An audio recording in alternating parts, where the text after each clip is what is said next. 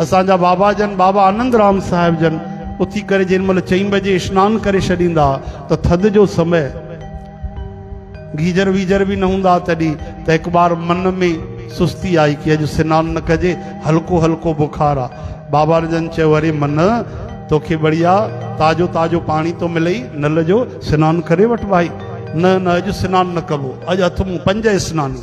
पंज सनानी यानी ॿ हथ ॿ पेर हिकु मुंहुं, इनखे पंज सनानी चइबो आहे त हिकु बि पूरो न। चओ हरे राम। पंज स्नानी थी पंज स्नानी, अस तोखे 15 स्नानी कराईंदुमि।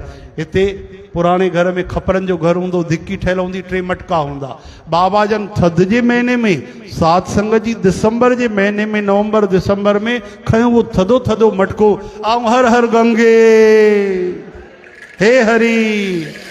बाबा भगत राम साहिब जन जी नज़र पई थी, बाबा ये छा था कयो?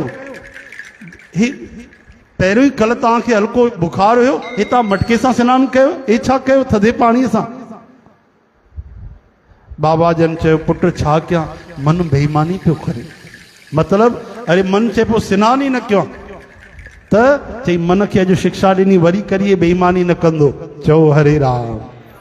ई संत महात्मा मन खे जीते वठंदा आहिनि। चओ हरे राम।